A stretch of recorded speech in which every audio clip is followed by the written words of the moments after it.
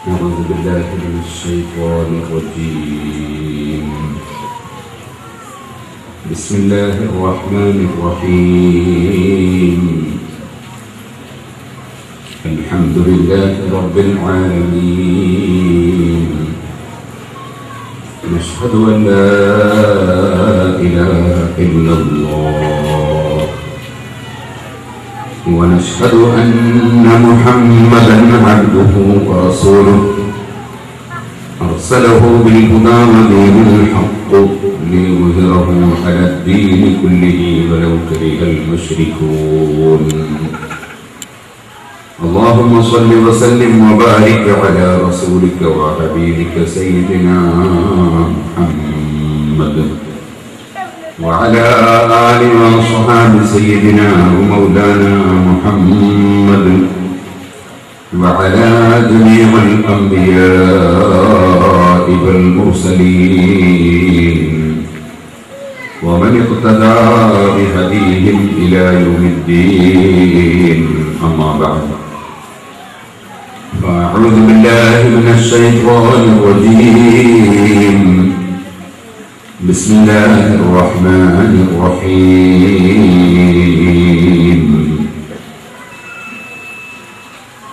ومن أحسن قولا ممن دعا إلى الله وعمل صالحا وقال إنني من المسلمين. صدق الله العلي العظيم. صدق وبلغ رسوله النبي الكريم، ونحن على ذلك من الشاهدين الشاكرين، والحمد لله رب العالمين. يا رب صل على من حل بالحرم، طه الرسول الذي قد خص بالكرم. يا رب بالمصطفى بلغ مقاصدنا، واغفر لنا ما مضى يا واسع الكرم.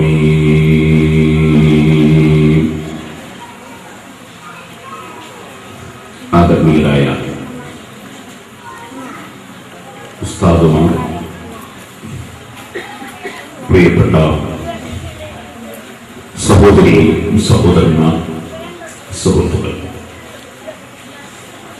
അല്ലാഹുവിന്റെ മഹത്തായ അനുഗ്രഹം കൊണ്ട്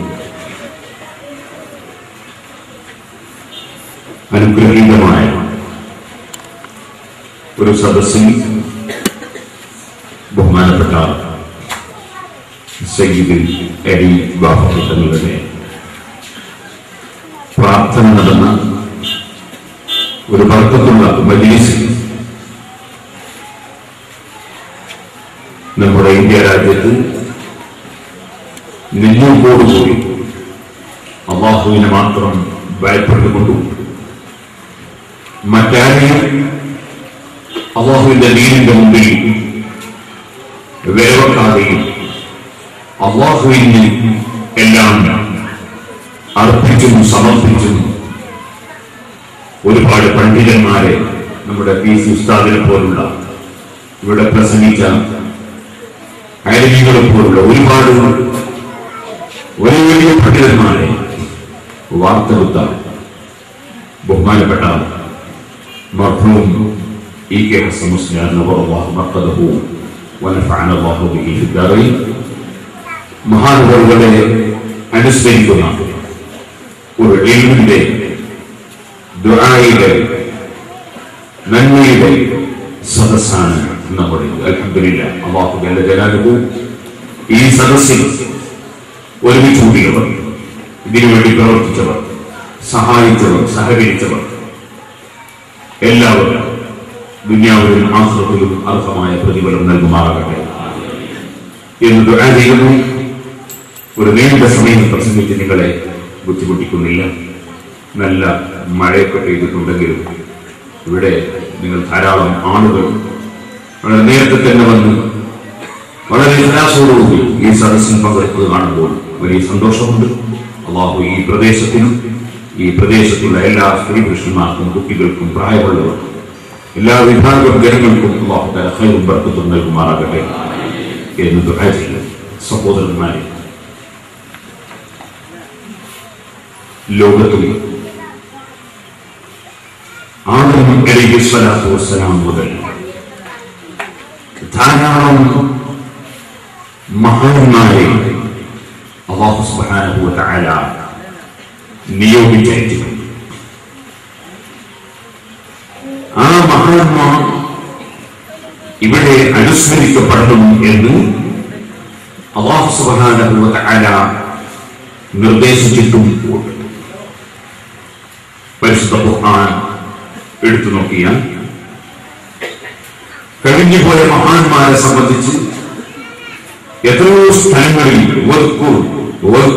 എന്ന് പറഞ്ഞുകൊണ്ട് അനുസ്മരിക്കാൻ ആവശ്യപ്പെട്ടതായി കാണാം. ഒരു ഉദാഹരണം ഞാൻ പറയാം.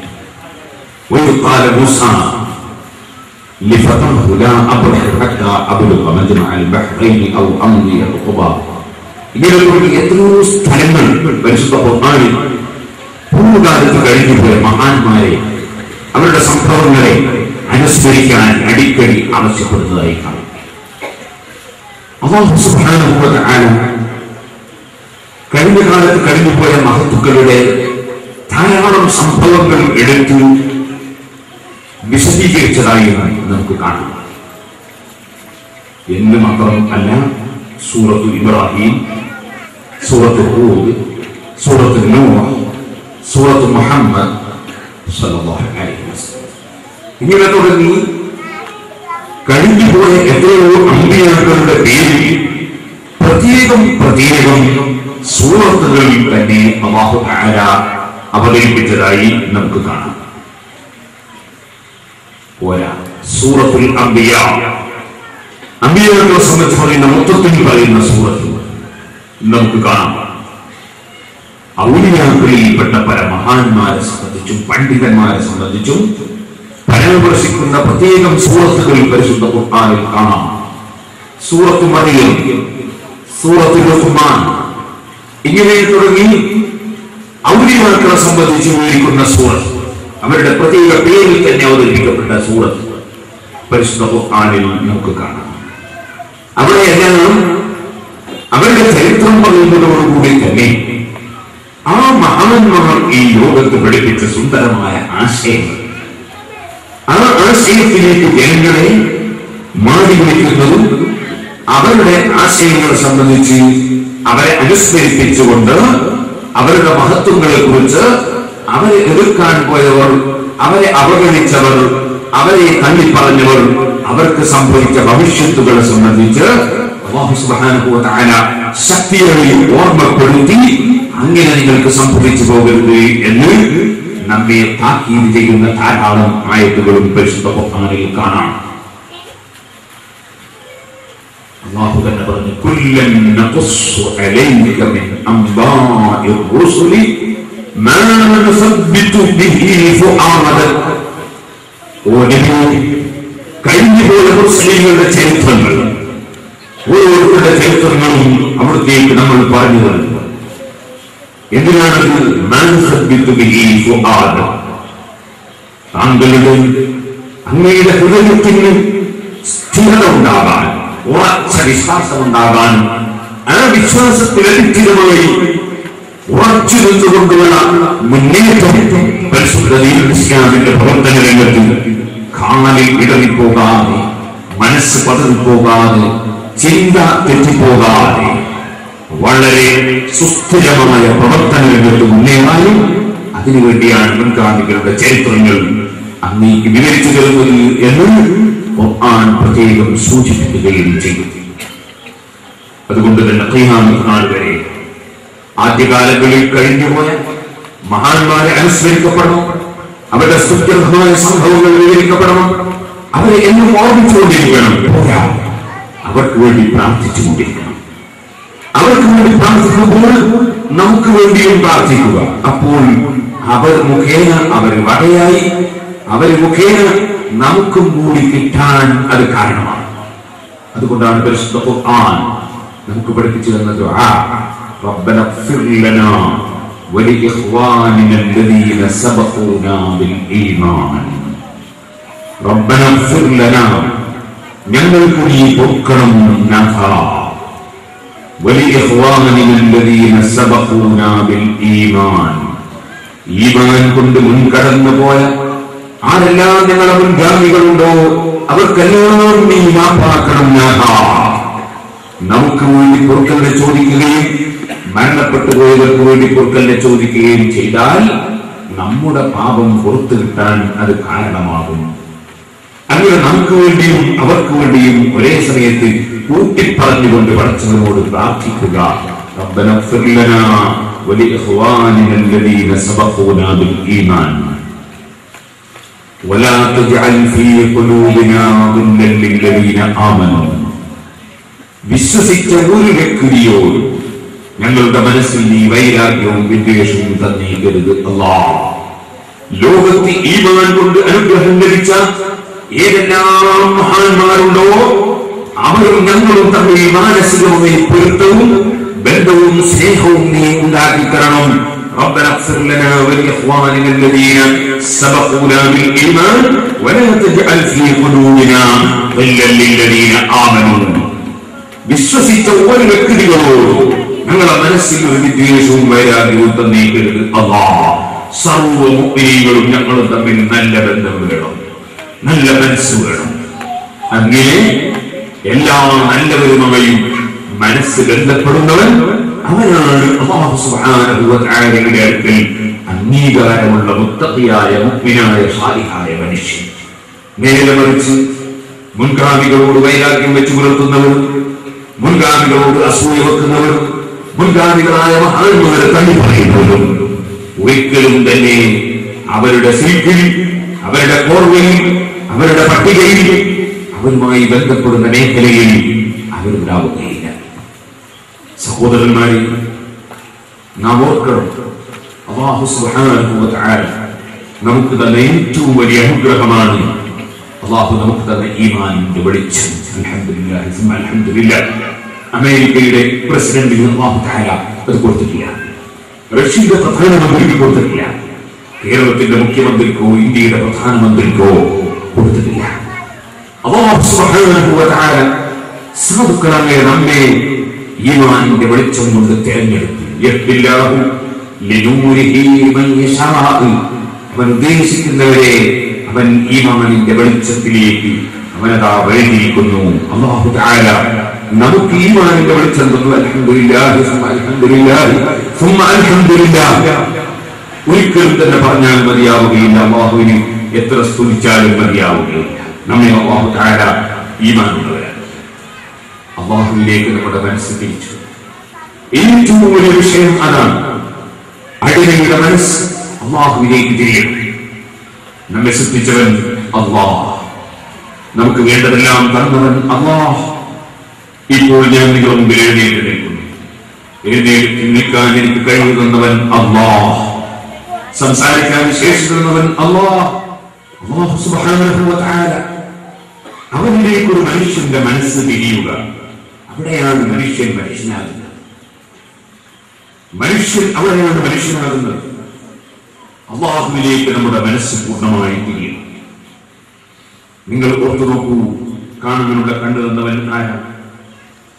അല്ലാഹ്. കേൾക്കാനുള്ള കാത് തന്നവൻ ആരാണ്? അല്ലാഹ്. പിടിക്കാനുള്ള കൈ തന്നവൻ ആരാണ്? അല്ലാഹ്.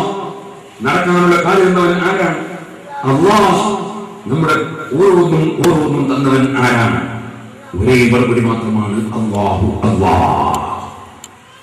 അവനല്ലാതെ കൊടുക്കുന്നവരില്ല, അവനല്ലാതെ തടയുന്നവരില്ല, അവനല്ലാതെ അതിദൂരമുള്ളവരില്ല, അവനല്ലാതെ ഇല്ല. അലാ കുല്ലു ശൈഇൻ മാ ഖലല്ലാഹ ബാതിലു വകുല്ലു നഈമിൻ ലാ മഹലത സായിലു.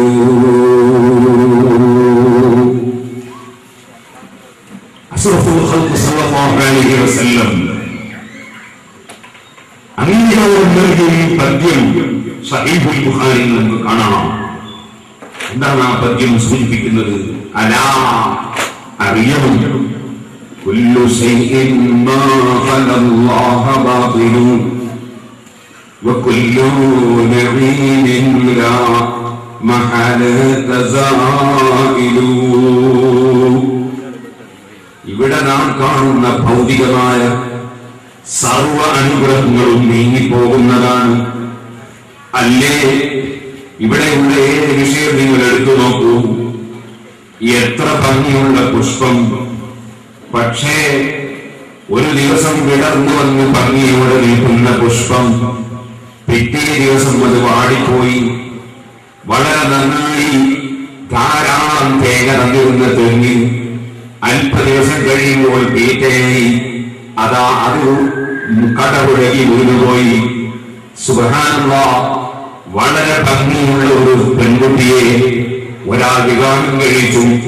അല്പ ദിവസം കഴിയുമ്പോൾ ആ പെൺകുട്ടിയുടെ മുഖം ചുളിഞ്ഞുപോയി.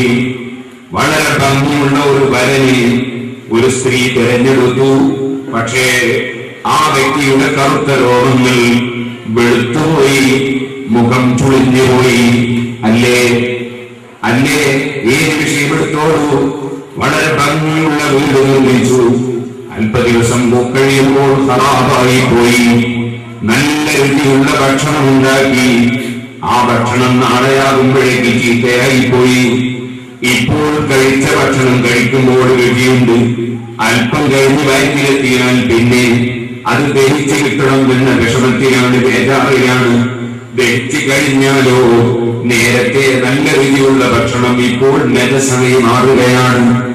സുബ്ഹാനല്ലാഹ്, പിന്നെ അത് തൊട്ട സ്ഥലം കഴുകി വൃത്തിയാക്കേണ്ട തിരക്കിലാണ്. നിങ്ങൾ ആലോചിക്കൂ, ഈ ഭൂമിയിലുള്ള വിഷയം എന്താണ്?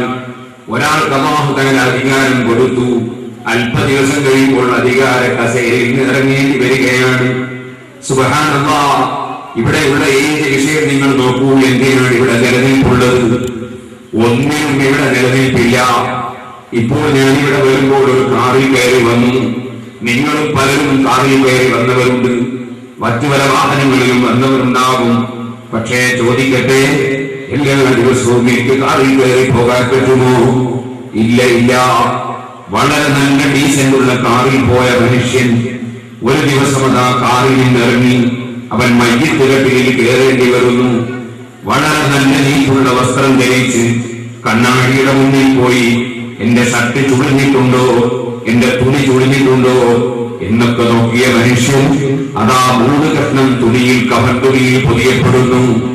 സുബ്ഹാനല്ലാഹ്, കണ്ണാടിയുടെ മുന്നിൽ പോയി നിന്ന് മുഖമെല്ലാം നീക്കിയിരുന്ന മനുഷ്യൻ, ആ മനുഷ്യന്റെ കണ്ണിന്റെ മേലെ, അവന്റെ മൂക്കിന്റെ മേലെ, അവന്റെ തൊള്ളയുടെ മേലെ അതാ പരുത്തി വെക്കുന്നു. സ്വർണത്തിന്റെ മോതിരം ധരിച്ചവരുണ്ട്, പക്ഷേ ആ മോതിരം ഊരി വെച്ചുപോയി. ഓ മുസ്ലിമീങ്ങളെ, സ്വർണത്തിന്റെ ആഭരണം പുരുഷന്മാർക്ക് ഹറാമാണ്, സ്ത്രീകൾക്ക് അത് അനുവദനീയമാണ്. പുരുഷന്മാർക്ക് ഹറാമാണ്, അത് മോതിരമാണെങ്കിലും മാലയാണെങ്കിലും എന്താണെങ്കിലും ഹറാമാണ്. പൊന്ന് ചേർത്തുണ്ടാക്കിയ വസ്തുവും അത് ഉരുക്കിയാൽ പൊന്ന് കിട്ടുന്ന വസ്തുവാണെങ്കിൽ അത് പുരുഷന്മാർക്ക് ഉപയോഗിക്കൽ ഹറാമാണ്. വെള്ളിയുടെ ആഭരണങ്ങളും പുരുഷന്മാർക്ക് ഹറാമാണ്. വെള്ളിയുടെ ഒരു മോതിരം മാത്രം, ചെറുവിരലിന് മാത്രം സുന്നത്താണ്. മറ്റ് വിരലിനിട്ടാൽ സുന്നത്തില്ലെന്ന് മാത്രമല്ല, കറാഹത്താണോ ഹറാമാണോ പണ്ഡിതന്മാർക്കിടയിൽ ചർച്ചയുണ്ട്. ഒന്നിലധികം മോതിരം വെള്ളി മോതിരം ധരിച്ചാൽ ചിലർക്കൊരു ധാരണ, കുറെ വെള്ളി മോതിരം ധരിച്ച ഔലിയാവുന്നൊരു ധാരണയാണ്. അല്ല, അത് തെറ്റാണ്. ഒന്നിലധികം വെള്ളി മോതിരം ധരിക്കുന്നത് തെറ്റാണ്, ഹറാമാണെന്ന് പറഞ്ഞ പണ്ഡിതന്മാരുണ്ട്. അപ്പോൾ പറഞ്ഞു വന്നത്, വെള്ളിയുടെ ഒരേ ഒരു മോതിരം അത് ഇടത് കൈയിന്റെ ചെറുവിരലിനോ വലത് കൈയിന്റെ ചെറുവിരലിനോ ധരിക്കുന്നത് പുരുഷന്മാർക്ക് അനുവദനീയമാണ്. നബി സല്ലല്ലാഹു അലൈഹി വസല്ലം അത് ധരിച്ചിട്ടുണ്ട്. വലത് കൈയിന്റെ ചെറുവിരലിനാണ് കൂടുതൽ നല്ലതെന്ന് പണ്ഡിതന്മാർ പറഞ്ഞിട്ടുണ്ട്. അതേ സമയത്ത് സ്ത്രീകൾക്ക്, പുരുഷന്മാർക്ക് എന്ന സ്ത്രീകൾക്ക് പട്ട് അനുവദനീയമായതുപോലെ സ്വർണവും വെള്ളിയും അവർക്ക് അനുവദനീയമാണ്. ഞാൻ പറഞ്ഞു വരുന്ന വിഷയം, സ്വർണത്തിന്റെ മോതിരങ്ങളും സ്വർണത്തിന്റെ ആഭരണങ്ങളും ധരിച്ച സ്ത്രീകൾ അവരുടെ ശരീരങ്ങളിൽ നിന്നും സ്വർണാഭരണങ്ങൾ ഊരിപ്പോയി. വെള്ളിയുടെ മോതിരം ഊരിപ്പോയി, കയ്യിന്റെ വാച്ച് ഊരിപ്പോയി, കണ്ണട ഊരി വെച്ചുപോയി, പിന്നെയോ വിരലുകൾക്കിടയിൽ പരുത്തി വെച്ചുപോയി. അല്ലേ, അങ്ങനെ ഒരു സമയം വരാനില്ലേ? ഇനിയും നിങ്ങൾ നോക്കൂ, ഞാൻ എന്റെ വീട്ടിൽ നിന്ന് നല്ല വെള്ള വസ്ത്രം ധരിച്ചിറങ്ങി വരുമ്പോ ഒരൽപ്പം ചളി തെറിച്ചു പോയാൽ അതാ എന്റെ ഭാര്യയോ മക്കളോ എന്റെ ശിഷ്യന്മാരോ വന്ന് വെള്ളമെടുത്ത് ഉസ്താദെ കഴുകി കളയുമെന്ന് പറയാൻ വെള്ളവും കൊണ്ട് ഓടി വരികയാണ്. എന്നാൽ പറയട്ടെ, ഈ പാവപ്പെട്ട എന്റെ 3 കഷ്ണം തുണിയിൽ പൊതിഞ്ഞ് ഖബറിൽ കൊണ്ടുപോയി വെക്കുന്ന ഒരു ദിവസമുണ്ട്. ആ ദിവസം എന്റെ ശിഷ്യന്മാർ, എന്റെ സന്താനങ്ങൾ, എന്റെ കുടുംബങ്ങൾ, എന്റെ അയൽവാസികൾ, എന്റെ പ്രിയപ്പെട്ടവർ അവർ ചെയ്യുന്നത് എന്താണ്? അവർ ചെയ്യുന്നത് എന്റെ മുഖത്ത് നിന്ന്, കവിൾത്തടത്തിന്റെ ഭാഗത്ത് നിന്ന് തുണിയൽപ്പം നീക്കിയിട്ട് ഫത്ഹുൽ മുബീനിൽ പറഞ്ഞ ഒരു സുന്നത്തുന്നത് നിർവഹിക്കുകയാണ്. നനഞ്ഞ മണ്ണുമായി അതാ എന്റെ കവിൾത്തടം ചേർത്ത് വെക്കുകയാണ്. സുബ്ഹാനല്ലാഹ്, ഇതെനിക്ക് വരാനുള്ള ഒരു സന്ദർഭമാണ്, നിങ്ങൾക്കും വരാനുള്ള ഒരു സന്ദർഭമാണ്. ഇവിടെ ഓർക്കണം, ഇവിടെ എന്തിനാണ് നിലനിൽപ്പുള്ളത്? സൗന്ദര്യത്തിന് നിലനിൽപ്പില്ല, ആയുസ്സിന് നിലനിൽപ്പില്ല, ഭക്ഷണത്തിന് നിലനിൽപ്പില്ല, ആരോഗ്യത്തിന് നിലനിൽപ്പില്ല, കറുത്ത രോഗത്തിന് നിലനിൽപ്പില്ല, ജീവിതത്തിന് നിലനിൽപ്പില്ല. അതേമാണെന്തും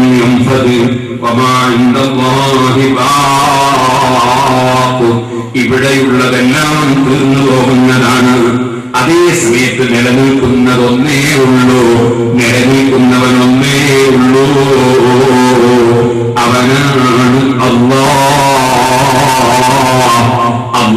ജല്ല ജലാലുഹു വൽ അവ്വലു വൽ ആഖിറു. അവൻ തുടക്കമില്ലാതെ ഉള്ളവനാണ്, അവനെന്നും ഉള്ളവൻ തന്നെയാണ്, അവന് നാശമില്ല. ഹയ്യുൻ നബീഉൻ ഖാദിറുൻ മുരീദു സമീഉ ബസീറുൻ മാ യശാഉരീദു. അവനെന്നും ഹയാത്തുള്ളവനാണ്, അവൻ എന്തിനും സ്വയം തന്നെ കഴിവുള്ളവനാണ്. നമുക്കുള്ള കഴിവുകളൊക്കെയും അവൻ തരുന്നത് മാത്രമാണ്. ലോകത്ത് ഏത് മലക്കിനാണെങ്കിലും ശരി, ഏത് നബിക്കാണെങ്കിലും ശരി, ഏത് വലിയനാണെങ്കിലും ശരി, ഏത് എഞ്ചിനീയർക്കാണെങ്കിലും ശരി, ഏത് ഡോക്ടർക്കാണെങ്കിലും ശരി, ഏത് വൈദ്യർക്കാണെങ്കിലും ശരി, ഏത് വ്യക്തിക്കാണെങ്കിലും ഭരണാധികാരിക്കാണെങ്കിലും ഏത് ഉദ്യോഗസ്ഥനാണെങ്കിലും പണക്കാരനാണെങ്കിലും ആരോഗ്യമുള്ളവനാണെങ്കിലും ഏത് മനുഷ്യനാണെങ്കിലും ശരി, ആർക്ക് എന്തുണ്ടോ അത് മുഴുവനും അല്ലാഹുവിൽ നിന്ന് മാത്രമുള്ളതാണ്. സ്വന്തമായി ആർക്കും ഒന്നുമില്ല. സ്വന്തമായുള്ളവൻ ഒന്നേ ഉള്ളൂ, അവനാണ് ഹയ്യുൻ അലീമുൻ ഖാദിറുൻ മുരീദു സമീഉ ബസീറുൻ മാ യശാഉരീദു. അവനെന്നും ഹയാത്തുള്ളവനാണ്, അവനെല്ലാ കാര്യങ്ങളും ഒരുപോലെ അറിയുന്നവനാണ്. അവനതാ മറഞ്ഞതെന്നോ തെളിഞ്ഞതെന്നോ വ്യത്യാസമില്ല, വരുന്നതെന്നോ കഴിഞ്ഞതെന്നോ നടക്കുന്നതെന്നോ വ്യത്യാസമില്ല. അവനെല്ലാം അറിഞ്ഞിരിക്കുന്നവനാണ്. അവന്റെ അറിവ് എന്റെ അറിവ് പോലെയല്ല. എന്റെ അറിവ് യഥാർത്ഥത്തിൽ അറിവല്ല. കാരണം എനിക്ക് എന്തറിയാമോ അത് അവൻ അറിയിച്ചു തന്നിട്ടുള്ള അറിവ് മാത്രമാണ്. അവനത് മറപ്പിച്ചാൽ ഞാൻ മറന്നുപോയി, അവൻ ഓർമ്മിപ്പിച്ചാൽ എനിക്ക് ഓർമ്മ വന്നുപോയി. എനിക്ക് സ്വന്തം ഓർമ്മിക്കാനും കഴിയില്ല, മറക്കാനും കഴിയില്ല. മറക്കണം എന്ന് വിചാരിക്കുന്ന പലതും മറക്കാൻ കഴിയുന്നില്ല.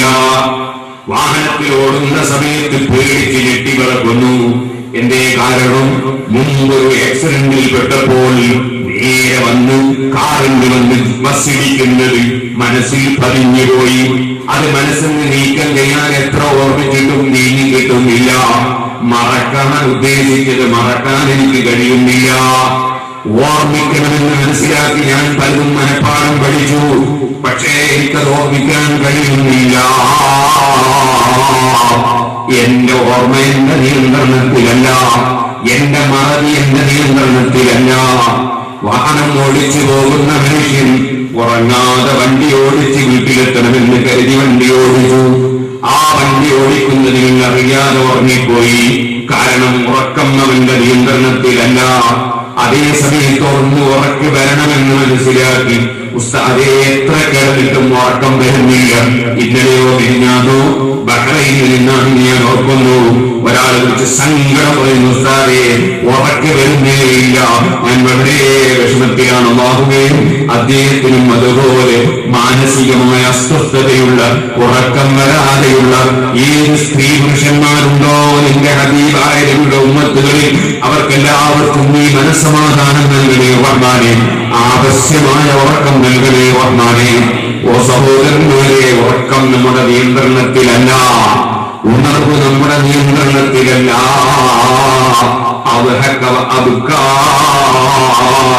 ചിരിപ്പിക്കുന്നവൻ അല്ലാഹ്, കരയിപ്പിക്കുന്നവൻ അല്ലാഹ്. കരച്ചിലും നമ്മുടെ നിയന്ത്രണത്തിലല്ല, ചിരിക്കലും നമ്മുടെ നിയന്ത്രണത്തിലല്ല.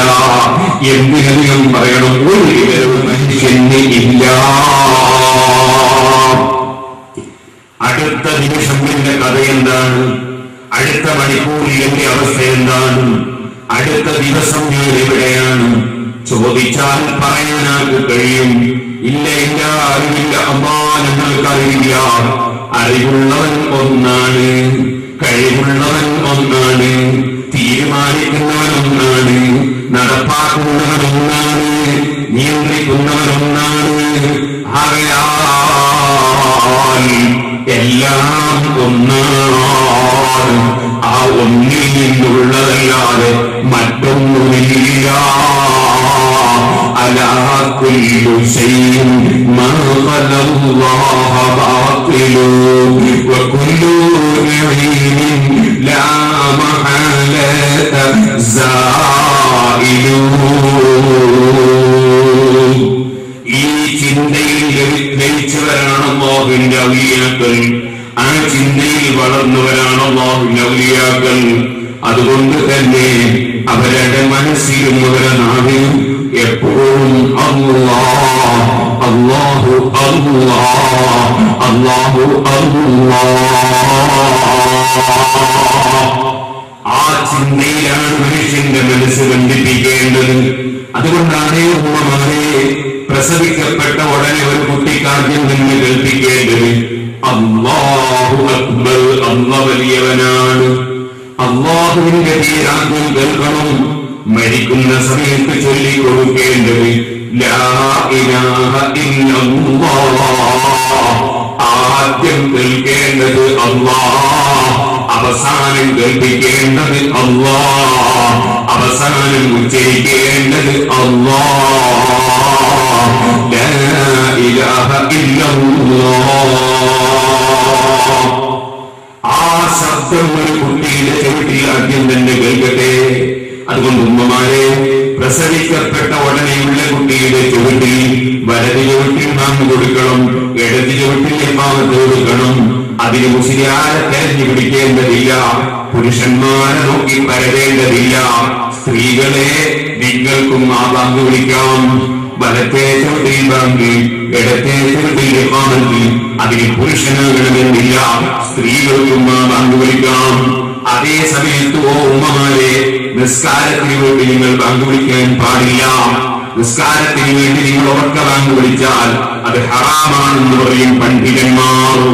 കാരണം എന്റെ സ്ത്രീകളുടെ ശബ്ദം പുറത്തു കേൾക്കേണ്ട ശബ്ദമല്ല.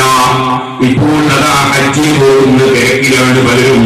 അല്ലാഹുവേ, ഹജ്ജും ഉംറയും കരുതിയവർ, നിന്റെ ഹബീബായ നബി സല്ലല്ലാഹു അലൈഹി വസല്ലം തങ്ങളുടെ ഹദ്റത്തിനെ ഉദ്ദേശിച്ചവർ, ഞങ്ങൾക്ക് എല്ലാവർക്കും, ഞങ്ങൾ ഹജ്ജിന് പോകുന്ന മുഴുവൻ ആളുകൾക്കും അല്ലാഹുവേ നീ പൊരുത്തപ്പെട്ട നിലയ്ക്ക് ഹജ്ജും ഉംറയും സിയാറത്തും ചെയ്ത് അവരവരുടെ കേന്ദ്രത്തിൽ തിരിച്ചെത്താൻ നീ തൗഫീഖ് തരണം റഹ്മാനേ. ഓ സഹോദരന്മാരെ, നിങ്ങൾ ഓർക്കുക, അശ്റഫുൽ ഖൽഖ് സല്ലല്ലാഹു അലൈഹി വസല്ലം തങ്ങൾ നമുക്ക് പഠിപ്പിച്ചു തന്ന ദീൻ, ആ ദീനനുസരിച്ച് ഹജ്ജിന് പോകുന്നവർ തൽബിയത്ത് ചൊല്ലും. ലബ്ബൈക അല്ലാഹുമ്മ ലബ്ബൈക. അല്ലാഹുവേ നിനക്ക് ഉത്തരം ചെയ്യുന്നു, വീണ്ടും ഉത്തരം ചെയ്യുന്നു. ആ തൽബിയത്തുണ്ടല്ലോ, അത് സ്ത്രീകൾക്കും സുന്നത്താണ്, പുരുഷന്മാർക്കും സുന്നത്താണ്. ഇഹ്റാം കെട്ടിയാൽ ഏറ്റവും പ്രധാനപ്പെട്ട ദിക്റാണത്, വലിയ പ്രതിഫലമുള്ള ദിക്റാണത്. അത് 3 തവണ ഒന്നിച്ച് ചൊല്ലനാണ് സുന്നത്ത്. അത് കഴിഞ്ഞ ഉടനെ സ്വലാത്ത് ചൊല്ലൽ സുന്നത്തുണ്ട്. അത് കഴിഞ്ഞ ഉടനെ അല്ലാഹുവിനോട് സ്വർഗ്ഗം ചോദിക്കൽ സുന്നത്തുണ്ട്. ഇപ്പോഴത്തെ കടക്കുന്നതൊക്കെ ഹജ്ജിനെ സംബന്ധിച്ച് സംസാരിച്ച സീരിയൽ വിശദമായി പറഞ്ഞിട്ടുണ്ട്. പക്ഷേ നിങ്ങളോട് ഓർക്കണം ഉമ്മമാരെ, പുരുഷന്മാർ ഉറക്കെ തെൽബിയത്ത് ചൊല്ലണം, സ്ത്രീകൾ പതുക്കെ തെൽബിയത്ത് ചൊല്ലണം.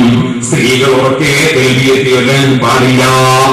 ഇതുപോലെ നിങ്ങൾക്ക് കാണാം, സഫാ മർവ എന്ന് പറയുന്ന 2 കുന്നുകൾക്കിടയിൽ നടക്കേണ്ടതുണ്ട്. ഇന്ന സഫാ വൽ മർവത മിൻ ശഅഇരില്ലാഹ്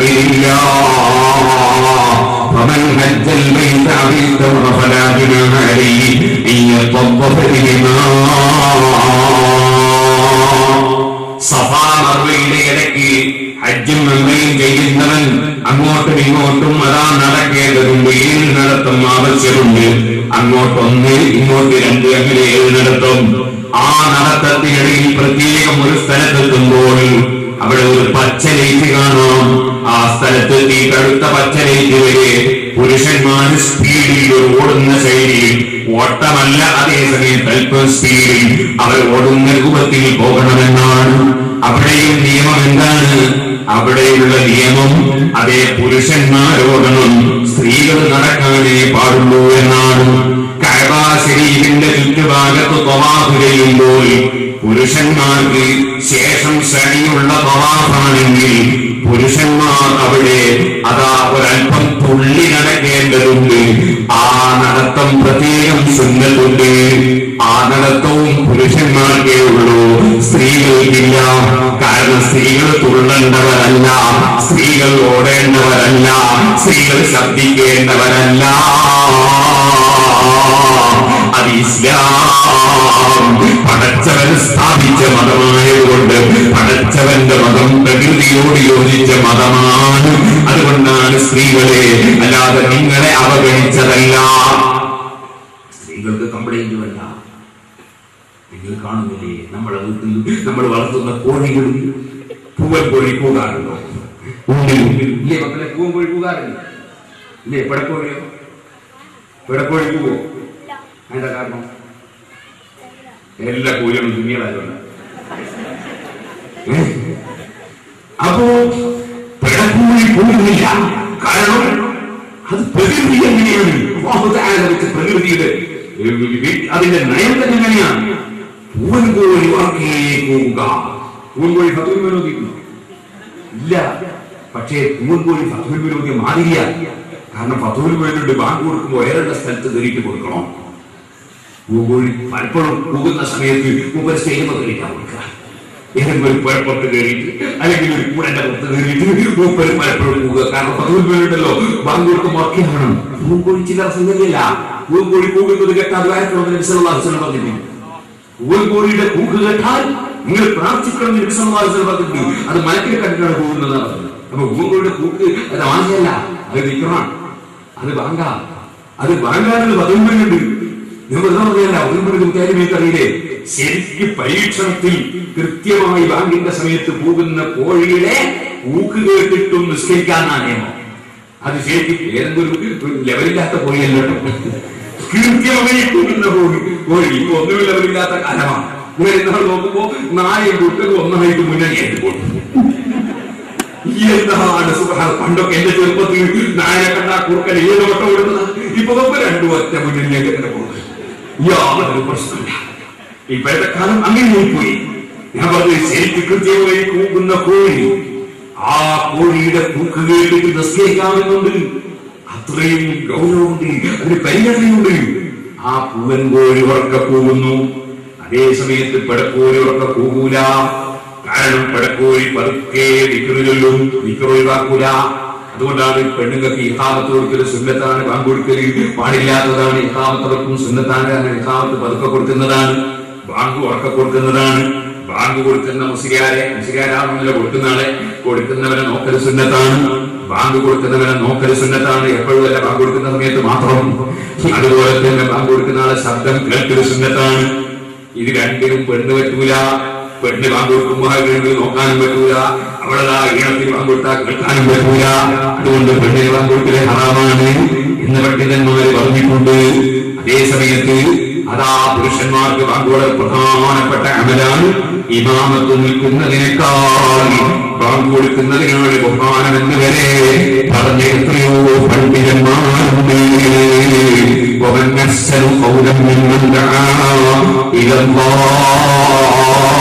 എന്ന് പറഞ്ഞ ആയത്തിന്റെ തഫ്സീർ പോലും പല മുഫസ്സിരീങ്ങളും ബാങ്ക് കൊടുക്കുന്നവരെ പറ്റിയാണ് ഏറ്റവും നല്ല വാക്ക് പറയുന്നവരെന്ന് ഖുർആൻ പറഞ്ഞതും സൂചിപ്പിച്ചിട്ടുണ്ട്. ഇരിക്കട്ടെ, ഞാൻ പറഞ്ഞു വന്നത് ബാങ്ക് അത് പുരുഷന്മാർക്കാണ്, സ്ത്രീകൾക്കില്ല. സ്ത്രീകൾക്കും വിളിക്കുന്ന സുന്നത്തുണ്ട്. പഴക്കോഴികളെ ഏറ്റവും കൂടുതൽ വിക്രികളുന്നത് എപ്പോഴാവുന്നവരെ അത് കോഴി മുട്ടയിടാൻ പോകുന്ന സമയത്താണ്. അത് നമ്മളെ പഠിപ്പിക്കുന്നത് എന്താണ്? ഗർഭിണികൾ ധാരാളം വിക്രി കൊല്ലണമെന്നാണ്. കോഴിമുട്ട വിശ്വസിക്കുകയാണ്. അതേതാ? അത് കോഴിമുട്ട രണ്ട് സൈസിക്കുന്നത്. ഒന്ന് നല്ല മുട്ട, കേടില്ലാത്ത മുട്ട, നല്ല പോഷകങ്ങളുള്ള നല്ല കോഴിമുട്ട. അത് ഉമ്മ പുഴുങ്ങി തന്നാലും ഉമ്മ അമ്പളി കെട്ടി തന്നാലൊക്കെ തിന്നാല് ആരോഗ്യത്തിന് നല്ലതാണ്. അങ്ങനത്തെ നല്ല കോഴിമുട്ടയുണ്ട്. കോഴിമുട്ട, ആ കോഴിമുട്ട അത് നല്ല മുട്ട, നല്ല മുട്ട. അതിന്റെ കളർ എന്താ? അതിന്റെ കളർ നല്ല വെള്ളക്കുപ്പായം തന്നെ, നല്ല വെള്ളക്കുപ്പായം തന്നെ, നല്ല വെള്ള വസ്ത്രം ധരിച്ച കോഴിമുട്ട. പക്ഷേ ഒരു കാര്യമുണ്ട് സുഹൃത്തുക്കളെ, ആ വസ്ത്രം മാത്രം നന്നായാ മതിയോ? അതേ കോഴിമുട്ട തന്നെ അങ്ങ് കേടുവന്നാലോ? കേടുവന്ന ഡ്രസ് രണ്ടും വെള്ളയാണ്, പക്ഷേ ഒന്ന് കേടുവന്ന മുട്ടയാണ്, ഒന്ന് നല്ല മുട്ടയാണ്. കേടുവന്ന മുട്ട ചക്ക കേടുവന്നതുപോലെയല്ല. ചക്ക കേടുവന്നാൽ കുറച്ചൊക്കെ മുറിച്ചിട്ട് കുറച്ചൊക്കെ തിന്നാനുണ്ടാകും. മുട്ട കേടുവന്നാൽ നല്ലത് ചീത്തയായതാണ്, പണ്ഡിതന്മാര് ചീത്തയായ മാതിരിയാണ്. പിന്നെ ഒന്നിനും പറ്റുകയില്ല. ഡ്രസ് വെള്ളയാണെന്ന് പറഞ്ഞിട്ട് കാര്യമില്ല. വെള്ളയാണ് രണ്ടിന്റെയും ഡ്രസ്. കേടുള്ള മുട്ടയിലെ ഡ്രസ്സും വെള്ളയാണ്, കേടില്ലാത്ത മുട്ടയിലെ ഡ്രസ്സും വെള്ളയാണ്. പക്ഷേ ഒന്ന് ഹൃദയത്തിന് കേടുള്ളതും ഹൃദയത്തിന് കേടില്ലാത്തതുമാണെങ്കിൽ രണ്ടും തമ്മിൽ വലിയ വ്യത്യാസമാണ്. യൗമലായം ഫർമാനും വലാ ബനീൻ ഇല്ലാ മൻ അല്ലാഹ ബിഖൽബിൻ സലീം. മനസ്സ് ക്ലിയറുള്ളവർക്കേ പടച്ച റബ്ബിന്റെ അടുക്കൽ രക്ഷ കിട്ടുകയുള്ളൂ. അതുകൊണ്ട് തന്നെയാണ് സഹോദരന്മാരെ, പരിശുദ്ധ ഖുർആനിൽ അല്ലാഹു തആല ഞാൻ നേരത്തെ നിങ്ങൾക്ക് സൂചിപ്പിച്ചില്ലേ, ലുഖ്മാനുൽ ഹകീം റളിയല്ലാഹു അൻഹുവിന്റെ പേരിൽ ഒരു സൂറത്ത് തന്നെ അവതരിപ്പിച്ചിട്ടുണ്ട്. വൈദ് ഖാല ലുഖ്മാനു ലിബ്നിഹി വഹുവ യഅദുഹു. അതേ സ്വന്തം മകനോട് മഹാനവറുകൾ വഅദ് പറഞ്ഞ സംഭവം പരിശുദ്ധ ഖുർആനിൽ എടുത്തു പറഞ്ഞിട്ടുണ്ട്. എന്നാൽ നിങ്ങൾ അവിടെ നോക്കൂ, അത് ലുഖ്മാൻ നബി സ്വല്ലല്ലാഹു അലൈഹി വസല്ലമിന്റെ അതേ വദുൽ ഖർനൈനി ലം യുറഫിനിയ കദാ ലുഖ്മാൻ ഫഹദർ ഇൻജിനാലി.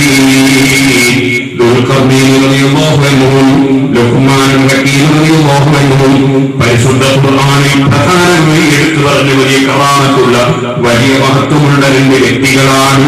ആ രണ്ട് വ്യക്തികളും നബിയായി അറിയപ്പെട്ടിട്ടില്ലെന്ന് വ്യക്തമായി പറഞ്ഞു. നബിയല്ലെന്ന് ഒറ്റ വാക്കിൽ പറയുന്നില്ല. കാരണം നബിയാണെങ്കിൽ ഒരു നബിയുടെ നബുവത്ത് നിഷേധിച്ച കുഴപ്പം വേണ്ട, നബിയാണെന്ന് പറയാൻ തെളിവില്ല. അതുകൊണ്ടാ പറഞ്ഞത് വദുൽ ഖർനൈനി ലം യുറഫ് നബിയ കദാ ലുഖ്മാൻ ഫഹ്ദർ ഇൻജിനാലി. ആ മഹാനായ ലുഖ്മാനുൽ ഹകീം റളിയല്ലാഹു അൻഹുവിന്റെ മഹത്വം പരിശുദ്ധ ഖുർആൻ പറഞ്ഞു. ചരിത്രം പറഞ്ഞു. അവരൊക്കെ വലിയ പണ്ഡിതന്മാരാണ്. അതേസമയത്ത് അതേ പരിശുദ്ധ ഖുർആൻ വേറൊരു മഹാപണ്ഡിതന്റെ ചരിത്രം പറഞ്ഞു. സുബ്ഹാനല്ലാഹ്, ദുആ ചെയ്താൽ ഉടനെ ഉത്തരം കിട്ടുന്ന പണ്ഡിതൻ, ലൗഹുൽ മഹ്ഫൂസ് നോക്കിയിട്ട് വിവരം പറയുന്ന പണ്ഡിതൻ. ആ പണ്ഡിതന്റെ പേരാണ് അതേ ആ പണ്ഡിതന്റെ പേരാണ് എന്തായിരുന്നു അദ്ദേഹത്തിന് സംഭവിച്ചത്? അല്ലാഹു ബഹുമാനിച്ച കലീമുല്ലാഹി മൂസാ, ആ മൂസാ നബി അലൈഹിസ്സലാമിനെ ബഹുമാനിച്ചാദരിച്ചു. മൂസാ നബിക്ക് സമ്മതിച്ചു കൊടുക്കുന്നതിന് പകരം പണത്തിന്റെ കൊഴുപ്പ് കണ്ടപ്പോ, പൊന്നിന്റെ കട്ടി കണ്ടപ്പോ അതിന്റെ പിന്നാലെ കൂടിപ്പോയി. അതിന്റെ പേരിൽ അതേ ആ പറഞ്ഞ വലിയ പള്ളിയിൽ ആക്കും ഉടനെ ഉത്തരം കിട്ടുന്ന പണ്ഡിതൻ തീരെയും അതപ്പതിച്ചുപോയി. അവന്റെ അതപ്പതനം പരിശുദ്ധ ഖുർആൻ നായയെ പോലെ എന്നാണ് ഉദാഹരിച്ചത്. അപ്പൊ നിങ്ങൾ കണ്ടില്ലേ എന്റെ പറ്റിയത്? മനസ്സ് നന്നായില്ല. പടച്ച റബ്ബിലേക്ക് മനസ്സ് തിരിയുന്നതിന് പകരം ദുനിയാവിലേക്ക് മനസ്സ് തിരിഞ്ഞുപോയി. അതുകൊണ്ട് തന്നെ അതപ്പതിച്ചു പോയി. അങ്ങനെ എത്ര ആളുകൾക്കാണ് സംഭവിച്ചു പോയത്? അല്ലാഹു കാക്കട്ടെ. അപ്പൊ നമ്മൾ ഓർക്കണം, മനസ്സിലേക്കാണ് അല്ലാഹുവിന്റെ നോട്ടം. മനസ്സാണ് ഏറ്റവും പ്രധാനം. മനസ്സ് ക്ലിയറാകാതെ ഒരു മനുഷ്യനും വിജയിക്കാൻ സാധ്യമല്ല. മനുഷ്യന്റെ മനസ്സ് അല്ലാഹുവിലേക്ക് തിരിയുന്നത് കൊണ്ടല്ലാതെ മനസ്സ് പ്രകാശിക്കുകയില്ല, മനസ്സ് ക്ലിയറാവുകയില്ല. അല്ലാഹുവിലേക്ക് മനുഷ്യന്റെ മനസ്സ് തിരിയുകയാണ് വാസ്തവത്തിൽ ഈമാനിന്റെ അടിത്തറ. ഞാൻ പറഞ്ഞു വന്നത് അല്ലാഹു സുബ്ഹാനഹു വ തആല അവന്റെ ദിക്റാണ് വാങ്ങി. പക്ഷേ അത് ഓർക്കി കൊടുക്കുന്ന വിഷയമായതുകൊണ്ട് നിസ്കാരത്തിന്റെ വാങ്ങ് സ്ത്രീകൾക്കില്ല. അതേസമയത്ത് കുട്ടികളുടെ ചുവട്ടിലുള്ള വാങ്ങ് അത് കേവലം ദിക്റാണ്. അതിൽ അറിയിപ്പിന്റെ ധ്വനിയില്ല. അതുകൊണ്ട് മറ്റൊരാൾ ശ്രദ്ധിച്ചു കേൾക്കുന്ന പ്രശ്നമില്ല. ഈ പിഞ്ചു കുഞ്ഞിന് കേട്ടതുകൊണ്ടൊരു കുഴപ്പവും വരാനുമില്ല. അതുകൊണ്ട് അത് സ്ത്രീകൾക്കും കൊടുക്കാമെന്നാ പറഞ്ഞത്. എന്നാൽ സ്ത്രീകളെ ധാരാളം നിങ്ങൾ ദിക്റ് ചൊല്ലണം. ഞാനിവിടെ വന്നപ്പോ നിന്റെ സംഘാടകരൊക്കെ എന്നോട് പറഞ്ഞു സ്ത്രീകളാണ് വളരെ കൂടുതലുള്ളത്. സ്ത്രീകളോട് വസിയത്തായി പറയട്ടെ, ധാരാളം നിങ്ങൾ അല്ലാഹുവിനെ ദിക്റ് ചൊല്ലണം. പിഴക്കോഴികൾ എത്രയാ ദിക്റ് ചൊല്ലുന്നത്? പക്ഷേ പതുക്കെയാണ്. പതുക്കെ ധാരാളം ദിക്റ് ചൊല്ലും. ആ പിഴക്കോഴികൾ ഏറ്റവും കൂടുതൽ ദിക്റ് ചൊല്ലുന്നത് എപ്പോഴാവുന്നമാരെ? അത് കോഴി മുട്ടയിടാൻ പോകുന്ന സമയത്താണ്. അത് നമ്മളെ പഠിപ്പിക്കുന്നത് എന്താണ്? ഗർഭിണികൾ ധാരാളം ദിക്റ് ചൊല്ലണമെന്നാണ്. മുട്ടയിടാൻ പോകുന്ന കോഴി അതല്ലേ കൂടുതൽ ദിക്റ് ചൊല്ലുന്നത്? എത്രയാ ദിക്റ് ചൊല്ലുന്നത്? അതിന്റെ പഠിപ്പിക്കുന്നത് ഗർഭിണിയായ സ്ത്രീകൾ ധാരാളം ദിക്റ് ചൊല്ലണം. എന്തേ കാരണം? ഗർഭിണിയായ പെണ്ണിന് അവളുടെ മാത്രം ഉത്തരവാദിത്തമല്ല. ഇവിടെ മഹാനായ മുഹമ്മദ് റസൂലുള്ളാഹി സ്വല്ലല്ലാഹു അലൈഹി വസല്ലം തങ്ങളുടെ ഉമ്മത്തുകളിൽപ്പെട്ട ഒരു കുട്ടിക്ക് ജന്മം നൽകാൻ പോവുകയാണ് ആ ഉമ്മ. ഓ ഉമ്മമാരെ, കുട്ടികളെ പ്രസവിക്കുക എന്നത് വലിയ ഭാഗ്യമാണ്. അത് ചെറിയ ഭാഗ്യമല്ല, വലിയ ഭാഗ്യമാണ്. നിങ്ങൾക്ക് എത്രത്തോളം അല്ലാഹുവിന്റെ റസൂലിന്റെ ഉമ്മത്തുകളായ മക്കളെ പ്രസവിക്കാൻ നിങ്ങൾ തന്ന ഭാഗ്യം തരുന്നുണ്ടോ അത്രത്തോളം നിങ്ങൾ ഭാഗ്യവതികളാണ്. നിങ്ങളെ മുന്നിൽ ഏത് കക്ഷികൾ വന്ന് നിങ്ങളെ പ്രസവം നിർത്തണം, നിങ്ങളുടെ ഗർഭം നിർത്തണം എന്ന് പറഞ്ഞാൽ അതിന് വഴിപ്പെട്ടു പോകുന്ന സ്ത്രീകൾ നിങ്ങൾ പെട്ടുപോകരുത്.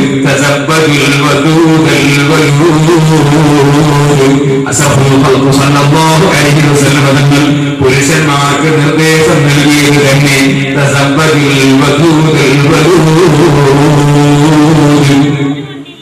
ഭർത്താവിനെ നന്നായി സ്നേഹിക്കുന്ന പെണ്ണിനെ, ധാരാളം പ്രസവിക്കുന്ന പെണ്ണിനെ വിവാഹം കഴിക്കണം എന്നാണ്.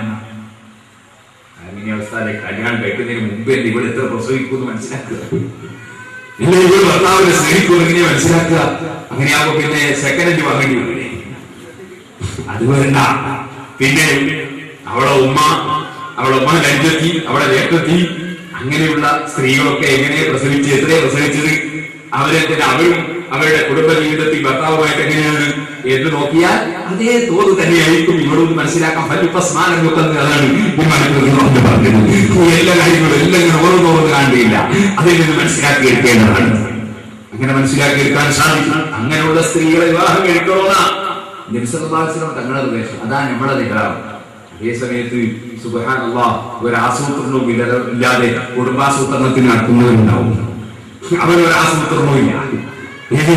അവന്റെ ധാരണ എന്താണെന്നറിയോ? അവന്റെ ധാരണ ഞെരുക്കം കുറയണമെങ്കിൽ കുട്ടി കുറയണം എന്നാണ്. അതിനെ തീരെ മക്കളില്ലാത്തവർക്ക് വലിയ പോരാളിമാരാട്ടെ. എന്തൊരു വിട്ടിട്ടാണ് ഈ പറയുന്നത്. സുബ്ഹാനല്ലാഹ് തരാനും ഞാൻ ഓർക്കുകയാണ്, എന്റെ കുട്ടിക്കാലത്തൊക്കെ എത്ര ഞെരുക്കായിരുന്നു. വലിയ ഞെരുക്കായിരുന്നു നമ്മുടെ കുട്ടിക്കാലത്തൊക്കെ. എന്റെ കുട്ടിക്കാലം എന്ന് പറയുമ്പോൾ ഇവിടെ പ്രായം ഒരുപാട് ആളുണ്ട്. അവരുടെ കുട്ടിക്കാലത്ത് എന്തായിരിക്കും ഞെരുക്കോ, എന്തായിരിക്കും ബുദ്ധിമുട്ട്? ഒരൊറ്റ കുപ്പായം മാത്രം ജുമാക്കിടുമ്പോ ഇട്ടുപോയ എത്ര ആളുകൾ ഇപ്പോഴും ഈ സദസ്സിലുണ്ടോ? ഒറ്റ കുപ്പായം മാത്രമേ കാണൂ.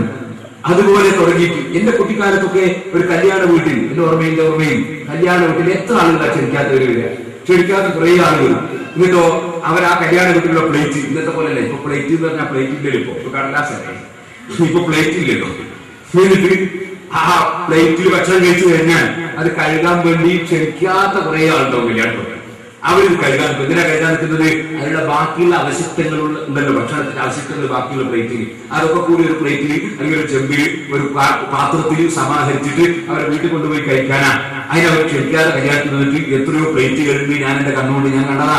അങ്ങനത്തെ ഒരൊറ്റ മനുഷ്യനെ നമ്മുടെ നാട്ടിലൂടെ കാണാൻ കഴിയും.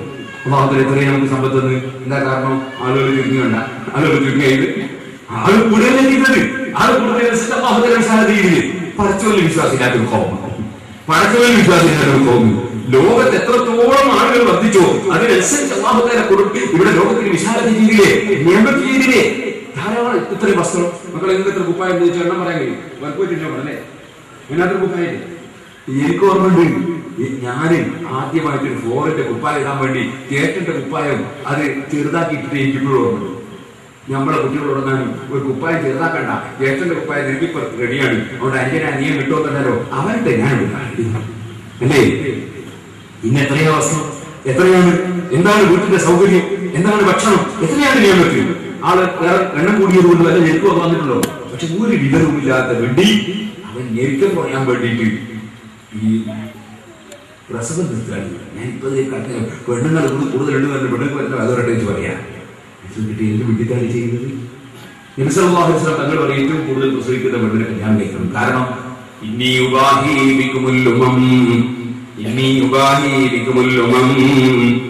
നാളെ അള്ളാഹുവിന്റെ കോടതിയിൽ, അള്ളാഹുവിന്റെ ഹദറത്തിൽ എല്ലാ അമ്പിയാക്കളും അവരുടെ സമുദായവുമായി വരുമ്പോ എന്റെ സമുദായത്തിന്റെ വർധനവ് കാണിച്ച് എനിക്ക് അഭിമാനിക്കണം. നബി സല്ലല്ലാഹു അലൈഹി വസല്ലം തങ്ങൾക്ക് അഭിമാനിക്കാൻ നമുക്ക് ധാരാളം സന്താനങ്ങൾ ഉണ്ടാകണമെന്നല്ലേ അവിടുന്ന് നമ്മളോട് ആവശ്യപ്പെട്ടത്. ആ നബിതങ്ങളെ സ്നേഹിക്കുന്ന ഉമ്മമാരെ, നബിതങ്ങളുടെ ശുപാർശ കിട്ടണമെന്ന് ആഗ്രഹിക്കുന്ന ചെറുപ്പക്കാരെ, അവിടുത്തേക്ക് അഭിമാനിക്കാൻ വേണ്ടി എനിക്ക് കുറെ കൂടുതൽ സന്താനം ഉണ്ടാകട്ടെ എന്നെന്തുകൊണ്ട് ചിന്തിച്ചുകൂടാ?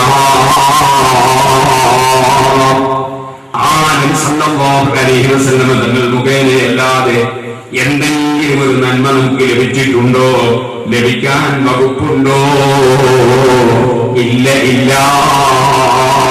ഇമാം ശാഫിഈ റഹ്മത്തുള്ളാഹി അലൈഹി പറഞ്ഞില്ലേ, ഫലം തുൻസിബിനാ നിഅമത്തുൽ ലഹറത്തി ഔ ബഖലത്തി ഇന്നാ ബിഹാ ഹദ്ദൻ ഫീ ദീനിൻ ഔ ദുനിയാ ഔ ദുഫിഅ ബിഹാ അന്നാ മക്റൂഹൻ ഫീമാ വഫീ വാഹിദിൻ മിൻഹുമാ ഇല്ലാ വ മുഹമ്മദുൻ സ്വല്ലല്ലാഹു അലൈഹി സബബുഹാ. ഏത് നന്മ അതാ മലക്കുകൾക്കോ മനുഷ്യർക്കോ ജിന്നുകൾക്കോ ലോകത്തെ ഏത് സൃഷ്ടികൾക്കോ ദീനിലോ ദുനിയാവിലോ ആഖിറത്തിലോ എവിടെ എന്ത് നന്മ എത്ര എങ്ങനെ എവിടുന്ന് ആർക്ക് എപ്പോൾ കിട്ടുന്നുണ്ടോ, അതേ ഏത് മുസീബത്ത് തടുത്തു പോകുന്നുണ്ടോ, ഇല്ലാവ മുഹമ്മദ് സ്വല്ലല്ലാഹു അലൈഹി സബബുഹാ. അതിന് മുഴുവനും നിമിത്തം കാരണം മുഹമ്മദ് റസൂലുള്ളാഹി സ്വല്ലല്ലാഹു അലൈഹി വസല്ലം തങ്ങളാണ്. ഓ മുഅ്മിനീങ്ങളെ, ലോകത്ത് എന്തെല്ലാം കാര്യങ്ങൾ അല്ലാഹു ചെയ്യുന്നു. വൽ മുർസലാത്തി ഉർഫാ ഫൽനാസിഫാത്തി അസ്ഫാ. അല്ലാഹു തആല കാറ്റ് പോലെ സ്പീഡിലതാ വന്നുകൊണ്ടിരിക്കുന്ന മലക്കുകളെ പറഞ്ഞേക്കുന്നില്ലേ? കാറ്റിനെ തന്നെയും റബ്ബ് പറഞ്ഞേക്കുന്നില്ലേ?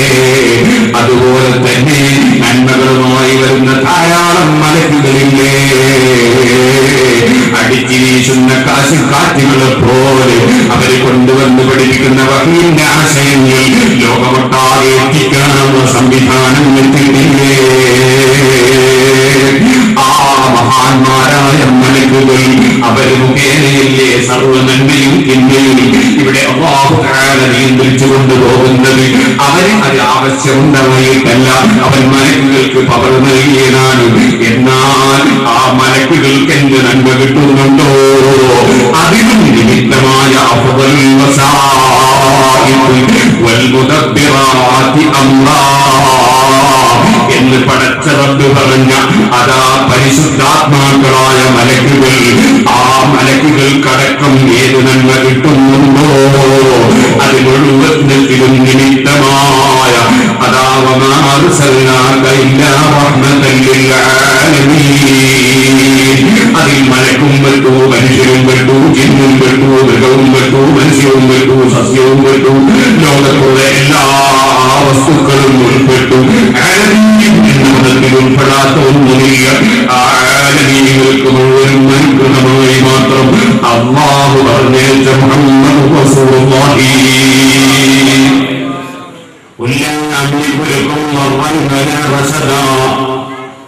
قل لن يجيرني من الله أحد ولن أجد من دونه ملتحدا إلا بلاغا من الله. നബിയെ പറയൂ, നിങ്ങൾക്കാർക്കും ഒരു ഗുണമോ ദോഷമോ ഞാൻ ഉടമയാക്കുന്നില്ല. ഉടമസ്ഥൻ ഒന്നേ ഉള്ളൂ, അവൻ അള്ളയാണ്. എന്നെ എല്ലാ വിഷയത്തിലും സംരക്ഷിക്കുന്നവൻ അള്ളയാണ്. അവനല്ലാതെ എനിക്ക് അതേ കേന്ദ്രമില്ല. ഇല്ലാ ബലാഗൻ മിനല്ലാഹ്. നിങ്ങൾക്ക് എന്നിൽ നിന്ന് എന്ത് കിട്ടുന്നുണ്ടോ അത് മുഴുവനും അല്ലാഹു അതിന് തന്നതിൽ നിന്ന് നിങ്ങൾക്ക് എത്തിച്ചു തരാനുള്ളതാണ്. നിങ്ങൾക്ക് എത്തിച്ചു തരുന്ന നേതാവ് ഞാനാണ്, കൊടുക്കുന്ന ഉടമസ്ഥൻ അള്ളയാണ്. ഇല്ലാ ബലാഗൻ മിനല്ലാഹ്. അള്ളയിൽ നിന്ന് എത്തിച്ചു തരുന്ന മധ്യവർത്തിയാണ് ഞാൻ. ആകയാൽ ഇന്നമാന ഖാസിമുല്ലാഹു യുതി. കൊടുക്കുന്ന രാജാവ് ഉടമസ്ഥന് അല്ലാഹ്, അത് വിതരണം ചെയ്യുന്ന നേതാവ് അതേ മുഹമ്മദ് റസൂലുള്ളാഹി സല്ലല്ലാഹു അലൈഹി വസല്ലം. ഇമാം ബുഖാരി കൊടുക്കുന്ന ഹദീസിൽ അതിന്റെ വിവരണം നമുക്ക് കാണാം. അല്ലാഹുവിൽ നിന്ന് എത്തിച്ചു കൊടുക്കുന്ന വിതരണം ചെയ്യുന്ന വ്യക്തി മുഹമ്മദ് റസൂലുള്ളാഹി. എല്ലാ വിഷയത്തിന്റെയും അധികാരത്തിനും ഉടമസ്ഥനും സർത്താവും അത് അല്ലാഹു തന്നെ. റസൂലുള്ളാഹി ഖൈറാണെന്ന് പറഞ്ഞൊരു തീരുമാനം കേൾക്കുമ്പോ അതൊരു മനുഷ്യൻ അംഗീകരിക്കുന്നില്ലെങ്കിൽ ഫലാ റബ്ബിക ലാ യുഅ്മിനൂൻ. റബ്ബിനെ തന്നെയാണ് സത്യം, അവർ വിശ്വസിക്കുന്നില്ല. ഹത്താ യുഹക്കിമുക ഫീമാ ശജറ ബൈനഹും ثم لا يجدوا في أنفسهم حرجا مما قضيت. ഓ നബിയെ, തങ്ങളൊരു തീരുമാനം പറഞ്ഞാൽ ആ തീരുമാനം അംഗീകരിക്കുന്നതിൽ ഒരൽപ്പവും വൈമനസ്യമില്ലാതെ, ഒരൽപ്പവും നീരസമില്ലാതെ 100% തങ്ങളെ തീരുമാനം അംഗീകരിക്കാത്ത കാലത്തോളം വല്ലാഹി മുഅ്മിനല്ല. ഖുർആൻ അങ്ങനെയല്ലേ ചെറുപ്പക്കാരെ പറഞ്ഞത്, അങ്ങനെയല്ലേ മുഅ്മിനാത്തുകളെ ഓർമ്മിപ്പിച്ചത്. ആ അല്ലാഹുവിന്റെ റസൂലിന്റെ നിയമങ്ങൾ നമ്മുടെ ജീവിതത്തിൽ പകർത്തേണ്ടതില്ലേ. കൂട്ടത്തിലൊന്നാണ് ഞാൻ പറഞ്ഞത്, ആ നബികളെ പൊരുത്തം കിട്ടണമെന്ന് ആഗ്രഹിക്കുന്ന ഉമ്മമാരെ, നിങ്ങൾ എത്രത്തോളം അവിടുത്തെ ഉമ്മത്തുകളിൽ വർധനമുണ്ടാകാൻ വേണ്ടി നിങ്ങൾക്ക് സന്താനങ്ങളുണ്ടോ, നിങ്ങൾ ആ സന്താനങ്ങളെ പോറ്റി വളർത്തുന്നതിൽ എത്രത്തോളം അധ്വാനിക്കുന്നുണ്ടോ. ആ മക്കൾക്ക് കുപ്പായം ഇടിച്ചു കൊടുക്കാനും, ആ മക്കളെ കുളിപ്പിക്കാനും, ആ മക്കൾക്ക് ഭക്ഷണം പാകം ചെയ്ത് കൊടുക്കാനും, അവരെ പഠിപ്പിക്കാനും, മദ്രസയിൽ കൃത്യമായി എത്തിക്കാനും, സ്കൂളിൽ കൃത്യമായി കൊണ്ടാക്കാനും, അങ്ങനെ തുടങ്ങി ഓരോ വിഷയത്തിലും നിങ്ങൾ എന്തെല്ലാം അധ്വാനങ്ങൾ അധ്വാനിക്കുന്നുണ്ടോ. ഓരോ സെക്കൻഡിലും നിങ്ങൾക്ക് പഠിച്ചവന്റെ അടുക്കൽ പ്രതിഫലമുണ്ടേ ഉമ്മമാരെ. അത് ചെറിയ കാര്യമാണെന്ന് നിങ്ങൾ കരുതരുത്. നിങ്ങളുടെ ചെറിയ മക്കൾ റസൂൽ സല്ലല്ലാഹു അലൈഹി വസല്ലം തങ്ങളുടെ പേരിൽ സ്വലാത്ത് ചൊല്ലുമ്പോൾ എന്തൊരു സന്തോഷമാണ്, ഖുർആൻ ഓതുമ്പോൾ എന്തൊരു സന്തോഷമാണ്, ലാ ഇലാഹ ഇല്ലല്ലാഹ് എന്ന് ചൊല്ലുമ്പോൾ എന്തൊരു സന്തോഷമാണ്. എന്നെ പടച്ച റബ്ബ് അവൻ മാത്രമേ ആരാധനക്ക് അർഹനുള്ളൂ എന്ന് എന്റെ മരണശേഷവും പറയാൻ എനിക്കിതാ ഞാൻ പ്രസവിച്ചു കിട്ടിയ കിട്ടിയ കുട്ടിയുണ്ടല്ലോ, എന്റെ സന്താനമുണ്ടല്ലോ, റസൂലുള്ളാഹിന്റെ ഉമ്മത്തുകൾ ഞാൻ കുറച്ച് മെമ്പർമാരെ ഞാൻ ജന്മം നൽകിയിട്ടുണ്ടല്ലോ. അഭിമാനത്തോടെ പ്രസവങ്ങളെ, ഗർഭങ്ങളെ അതാ ഭർത്താക്കന്മാരിൽ സ്വീകരിക്കണേ ഉമ്മമാരെ. അപ്പോൾ മനസ്സിന് പ്രയാസം ഉണ്ടാകുന്ന കൂട്ടത്തിൽ, ഈമാനില്ലാത്ത കൂട്ടത്തിൽ നമ്മൾ പെട്ടുപോകരുത്. അക്കാര്യം ഞാൻ സൂചിപ്പിച്ചുകൊണ്ട് എന്റെ വിഷയത്തിലേക്ക് പോകട്ടെ. പറഞ്ഞു വന്നത്, ഗർഭിണിയായ സ്ത്രീക്ക് ഉത്തരവാദിത്വമുണ്ട്. അവളുടെ സ്വന്തം ഉത്തരവാദിത്വം മാത്രമല്ല, ഈ കുട്ടിയെ ആത്മീയമായി വളർത്തേണ്ടതുണ്ട്. അല്ലാഹുവിലേക്ക് ആ കുട്ടിയുടെ മനസ്സ് തിരിക്കേണ്ടതുണ്ട്. അതുകൊണ്ട് ആ സ്ത്രീ വയറ്റിൽ ഈ കുട്ടിയെ ഇട്ട് പോറ്റുന്ന സമയത്ത് തന്നെ ആ കുട്ടി കേൾക്കുമാർ, ആ കുട്ടിക്ക് ധാരാളം ദിക്ർ കേൾക്കാൻ കഴിയണം. ഒരു ഗർഭിണികൾ ധാരാളം ദിക്ർ കേൾക്കണം, ധാരാളം ദിക്ർ കേൾക്കണം ഗർഭിണികൾ. ആ കുട്ടി ദിക്ർ കേട്ട് വളരട്ടെ. ഇപ്പോഴെങ്ങനെ ഇപ്പോ എല്ലാ വീട്ടിലും ദിക്റൊക്കെ നിർത്തിപ്പോയി. നിങ്ങളിവിടെ മലപ്പുറത്തിലേക്ക് എനിക്കറിയില്ല, ദിക്റൊക്കെ നിർത്തിപ്പോയി, യാസീനോത്ത് നിർത്തിപ്പോയി. മഗ്‌രിബിന്റെ ശേഷം ഉമ്മാമയും ചോദിക്കുന്ന കണ്ണടി എടുത്ത് വെച്ചിട്ട് എല്ലാം പറയാ പെട്ടിയൊന്ന് തുറക്കാൻ കഴിയുമോ? എന്തിന്? സിനിമ കാണാനേ. സുബ്ഹാനല്ലാഹ്, ഏതൊരു കാലഘട്ടത്തിലാണ് നമ്മുടെ ജീവിതം? യൂശിക്കു അൻ യഅതിയ അലന്നാസി സമാനുൻ ലാ യബ്ഖാ മിനൽ ഇസ്ലാമി ഇല്ലാ ഇസ്മുഹു ولا يبقى من القرآن إلا رسمه مساجد عامرة وهي خراب من الهدى علماؤهم شر من تحت أديم السماء من عندهم تخرج الفتنة وفيهم تعود. ഒരു കാലഘട്ടം വരാനിരിക്കുന്നു. കാലയെക്കൂട്ടി നബി സല്ലല്ലാഹു അലൈഹി വസല്ലം നിങ്ങൾ പറയുകയാണ്. എന്താണ് ആ കാലഘട്ടം? ഇസ്ലാമിന്റെ പേരല്ലാതെ അവശേഷിക്കുന്നില്ല. സുബ്ഹാനല്ലാഹ്. പരിശുദ്ധ റമളാനിലെ 27-ാം രാവ്, 29-ാം രാവ്, ലൈലത്തുൽ ഖദർ ഏറ്റവും സാധ്യതയുള്ള രാത്രി, ഏറ്റവും ആളുകളെ അല്ലാഹു നരകത്തിൽ നിന്ന് മോചിപ്പിക്കുന്ന രാത്രി. അല്ലാഹുവേ, സാധുക്കളായ ഞങ്ങളെയൊക്കെ നിന്റെ നരകത്തിൽ നിന്ന് മോചിപ്പിക്കണം റഹ്മാനേ.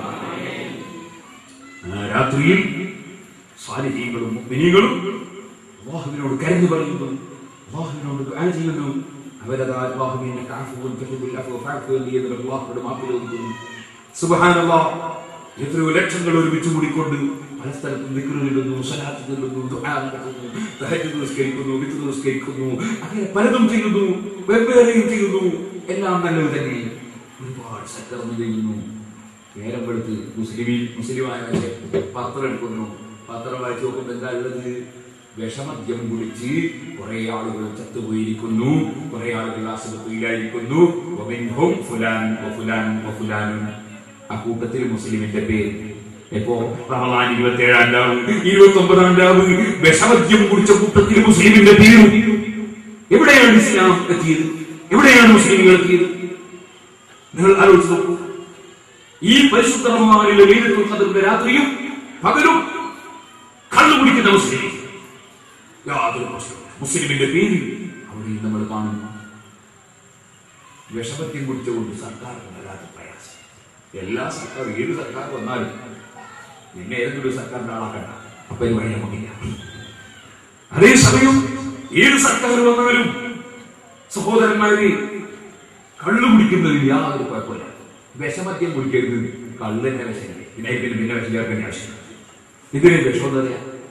വിഷോദതിരാ പറയാ, ആത്മാവിനും ശരീരത്തിനും മനസ്സിനും കേടുവരുന്ന സാധനത്തിന്റെ പേരല്ലേ വിഷം. അതിലേ വിഷം വരുന്നത്. കള്ളു കുടിച്ചാണ്ടാവുന്നോണ്ടല്ലേ. കള്ളു കുടിച്ച ആരോഗ്യം ഉണ്ടാവുന്ന ഡോക്ടറാണ്, അയാളെ പേര് നിൽക്കട്ടെ. കള്ളു കുടിച്ചാൽ ആരോഗ്യം വർദ്ധിക്കൂ തന്നെ ഡോക്ടറാണ്. ഇങ്ങനെയോ ഡോക്ടർ പറഞ്ഞു. കള്ളുകുടി കൊണ്ട് നാശം ഉണ്ടാവില്ല എന്ന് പറഞ്ഞ് വിദഗ്ധനായ ഒരു വ്യക്തി ആരാ? ഒരു ബുദ്ധിയുള്ളവരാണ്. സുബ്ഹാനല്ലാഹ്. കള്ളുകുടിയുടെ വിഷം എത്രയാ? കുടിക്കുന്നവർ മാത്രം ഇപ്പൊ പറയാൻ സമയമില്ല. സുബ്ഹാനല്ലാഹ്. കുടിക്കുന്നവൻ കുടുങ്ങി. കാരണം അവൻ നടത്തം തന്നെ റെഡിയാവില്ല. സീബോ ഹിമാബിനോട് ഒരാൾ ചോദിച്ചു, ഉസ്താദേ ലാമലിഫ് എങ്ങനെ എഴുതിട്ട് നമുക്ക് കള്ളുടിച്ചോ നടക്കും പോലെയാണ്. ലാമലിഫ് എഴുതും അങ്ങനെയാണ്, ഒരു കാലം ഇപ്പം വെച്ചാൽ മറ്റേ കാര്യം പറയുന്നത്. ആ മാതിരി നടത്തുന്ന സ്ഥലം മതിയാവില്ല. ബുദ്ധി അവിടെ പോയി ഉമ്മാനോട് പറഞ്ഞ ഭാര്യനോട്, ഉമ്മാനോട് പറഞ്ഞ ഭാര്യനോട്, ഭാര്യനോട് പറഞ്ഞ ഉമ്മാനോട്, പാപ്പാനോട് പറഞ്ഞ ഭാര്യനോട്, മാനോട് പറഞ്ഞ പാപ്പാനോട്. ബുദ്ധി പോയി. ശരീരമോ, ശരീരത്തിൽ ക്യാൻസർ രോഗം പിടിച്ചു, ഒരുപാട് രോഗം വന്നു. എന്റെ ചെറുപ്പക്കാരെ തീർന്നോ? ഇല്ല, നാശങ്ങൾ കുറച്ച എന്റെ കേറി വന്നിട്ടതാ. ഞാൻ ഞാൻ ഒരു സ്ത്രീ പൊട്ടിക്കരയാണ്. കരഞ്ഞിട്ട് പറയാണ്, ഉസ്താദേ വീട്ടിൽ വന്നിട്ട് കള്ളു കുടിച്ച് വന്നിട്ട് വല്ലാത്ത പ്രയാസം, മക്കൾക്കും പ്രയാസം, ഞങ്ങൾക്കും പ്രയാസം. ഉസ്താദ് എന്താ ഞാൻ വേണ്ടത്? അള്ളാഹുത്തആല ആ കള്ളു കുടിച്ചിട്ട് ഭർത്താവ് കള്ളു കുടിച്ചിട്ട് പ്രയാസം കൊണ്ട് സങ്കടം പറഞ്ഞ ഞങ്ങൾക്ക് എന്ത് ചെയ്ത് കൊടുക്കാൻ കഴിയും? നിനക്ക് ചെയ്ത് കൊടുക്കാൻ കഴിയാത്ത കാര്യമുണ്ടോ? ആ മനുഷ്യന്റെ മനസ്സ് നന്നാക്കി കള്ളുകുടിയിൽ അദ്ദേഹത്തെയും അതുപോലെ ഞങ്ങളുടെ ഉമ്മത്തിലുള്ള മുഴുവൻ ആളുകൾ നീ മോചിപ്പിക്കണം റഹ്മാനെ. ചെറിയ വിഷയമാണോ സഹോദരന്മാരെ? നജസല്ലേ കള്ള്? ചെറുപ്പക്കാരെ നിങ്ങൾ ചിന്തിക്കണം. നജസല്ലേ കള്ള്? ഏത് നജസ്? കാഴ്ചത്തെക്കാൾ ഗൗരവമുള്ള നജസല്ലേ? മൂത്രത്തെക്കാൾ ഗൗരവമുള്ള നജസല്ലേ? ഇപ്പൊ പറയാൻ സമയമില്ല. നിങ്ങൾ നോക്കും, കാട്ടിച്ചാലും മൂത്രമൊഴിച്ചാലും നിങ്ങളൊക്കെ മദ്രസയിൽ പഠിച്ചതല്ലേ കല്ലുകൊണ്ട് മെനായിക്കുക എന്നാ പറഞ്ഞിട്ടോ?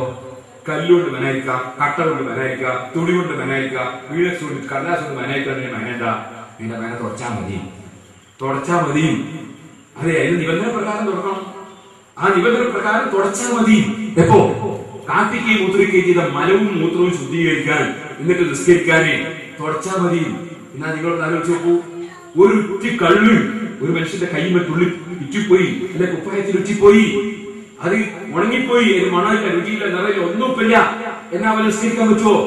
1000 തുണിയെടുത്ത് തുടച്ചാൽ നിസ്കരിക്കാൻ പറ്റുമോ? 1000 കട്ടെടുത്ത് തുടച്ചാൽ നിസ്കരിക്കാൻ പറ്റുമോ? 1000 കല്ലുകൊണ്ട് തുടച്ചാൽ നിസ്കരിക്കാൻ പറ്റുമോ? ഇല്ല, കഴിയാലേ പറ്റും. അത്ര ഗൗരവമുള്ള നജസാണ്. അത്ര ഗൗരവമുള്ള നജസാണ്. ഇനി ഒരു ബക്കറ്റ് വെള്ളം ഇങ്ങനെ വെച്ചിരിക്കുന്നു. ഒരു കോഴി പറന്നു വന്ന് ബക്കറ്റ് വെള്ളത്തിൽ വീഴും. അപ്പൊ കോഴിന്റെ മലക്കാരത്തിൽ മേശത്താവത്തില്ല, കാരണം കോഴി മനായിരിക്കില്ലല്ലോ. ഇല്ലേ? കോഴി എവിടെയെങ്കിലും ബാത്റൂമിൽ വെള്ളം വെച്ച് കയറുന്നത് ഇല്ലല്ലോ. അപ്പൊ അതിന്റെ വലതുകാരത്തിൽ മരം ഉണ്ടാവും, നോക്കില്ല. അതുകൊണ്ട് ആ ബക്കറ്റിലെ വെള്ളം നജസാവൂല്ലേ?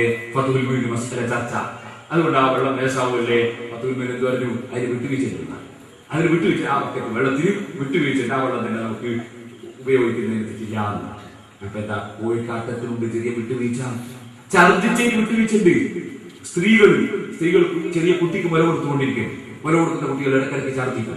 അതിന് തൊള്ള കഴുകാനൊന്നും കഴിയില്ല. ഇനി അഥവാ വെള്ളാക്കി കൊടുത്തിട്ട് അതും കൂടി കിടക്കാന്നല്ലാതെ ആ കുട്ടീനെ തൊള്ള കഴുകാനും കഴിയും. അപ്പൊ ഈ കുട്ടി ഉമ്മയുടെ മുല കുടിക്കുന്നു. ഉമ്മയുടെ മുല കുടിക്കുമ്പോൾ മുലയിൽ നിന്ന് ഛർദ്ദിയായില്ലേ, തൊള്ളയിൽ നിന്ന് ഛർദ്ദിയായില്ലേ, ഛർദ്ദിച്ചതിനനുസരിച്ചല്ലേ. പക്ഷെ ആ ഉമ്മാക്ക് മുല കഴുകാതെ തന്നെ നിസ്കരിക്കാം.